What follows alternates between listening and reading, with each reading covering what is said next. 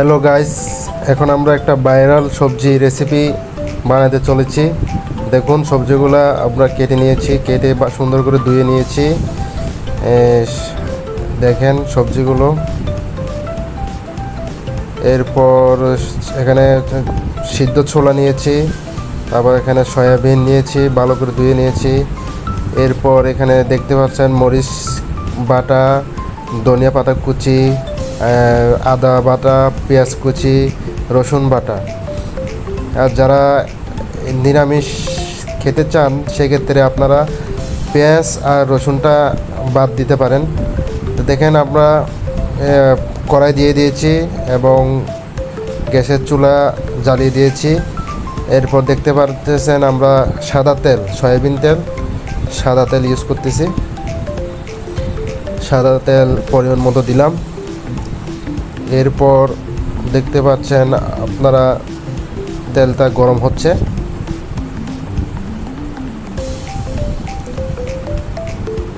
তেলটা গরম হওয়ার পর আমরা পেঁয়াজ কুচি দিয়ে দিচ্ছি।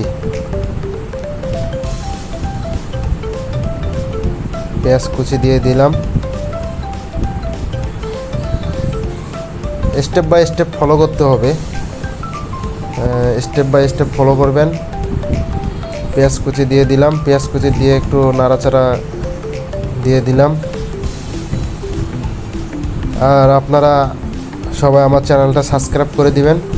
আমি নতুন, সবেমাত্র শুরু করলাম। আপনাদের দোয়া আশীর্বাদ পাশে থাকলে অনেক দূর এগিয়ে যেতে পারবো। তো পেঁয়াজগুলো ভালো করে ভাজার পর একটু যখন বাদামি কালার হয়ে আসবে তখন আমরা রসুন বাটা আর মরিচ বাটা দিয়ে দিব। এগুলো ফুল ব্লেন্ডার করতে হবে না, একটু শিলপাতায় মোটামুটি একটু সেচে নিলেই হবে। আমি এভাবে সেচে দিই, আর আপনারা ব্লেন্ডার করেও দিতে পারেন বা বেটেও দিতে পারেন। আমি এভাবে আস্ত দিয়ে রান্না করাটাই ভালো লাগে আমার কাছে। তো আপনারা যেভাবে পারেন দিতে পারেন। একটু স্বাদ মতো নুন দিয়ে দিলাম। স্বাদ মতো নুন দিয়ে ভালো করে আবার নেড়ে চেড়ে নিব।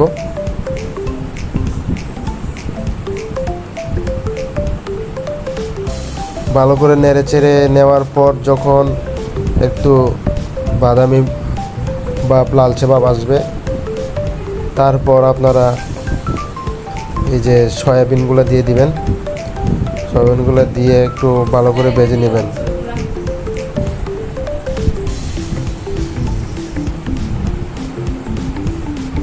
সয়াবিনগুলো একটু ভালো করে ভেজে নিলে সেক্ষেত্রে আপনার সয়াবিনের একটা ওই যে গন্ধ থাকে, সে গন্ধটা আর থাকে না। এরপর আমরা ওই যে ছোলা, যে সিদ্ধ ছোলাটা দিয়ে দিলাম, দিয়ে ভালো করে নেড়ে চেড়ে ভেজে নিব।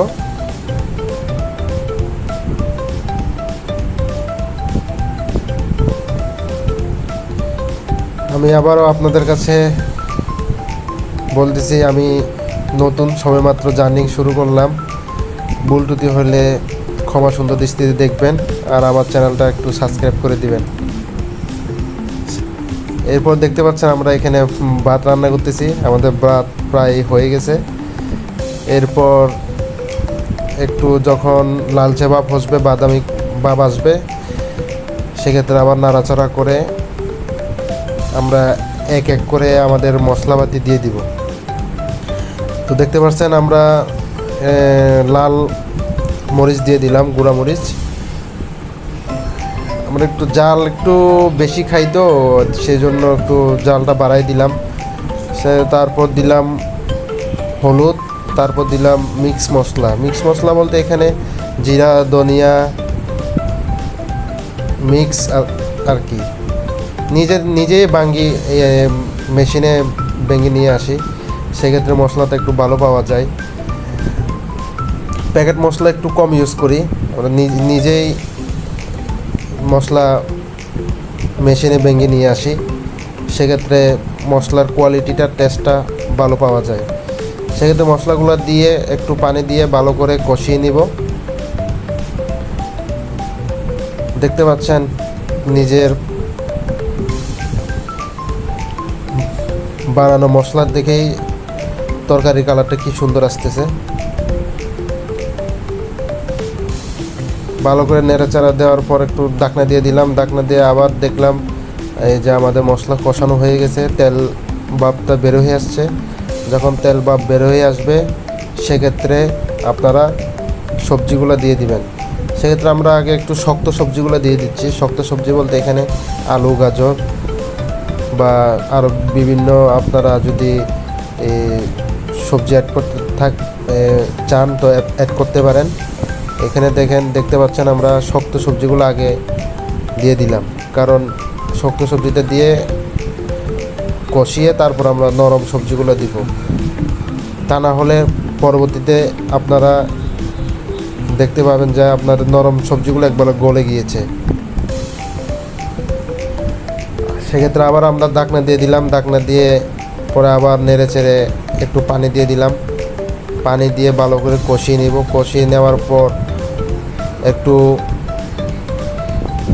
পাকা বা তরকারিগুলো মজে আসলে তখন আমরা আবার আমাদের নরম সবজি যেমন শিম, বেগুন, টমেটো এগুলো দিয়ে দিব। এগুলো দেওয়ার পর আবার নেড়ে চেড়ে একটু সবজিগুলো একটু পেকে আসলে তারপর আমরা এই যে আদা বাটাটা অ্যাড করে দিব। আদা বাটাটা লাস্টে দিলাম একটু ফ্লেভারের জন্য। আগে দিলে সেক্ষেত্রে আদার ফ্লেভারটা পাওয়া যায় না। সেক্ষেত্রে আপনারা আগেও দিতে পারেন বা পরে আমার মতো অ্যাড করতে পারেন।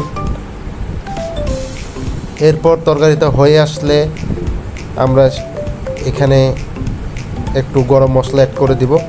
হালকা একটু গরম মশলা অ্যাড করে দেওয়ার পর সেখানে একটু নেড়ে চেড়ে আমরা আবার ওই যে আমাদের ধনিয়া কুচি অ্যাড করে চুলার ফ্লেমটা বন্ধ করে দিব। আমাদের তরকারি হয়ে গেছে।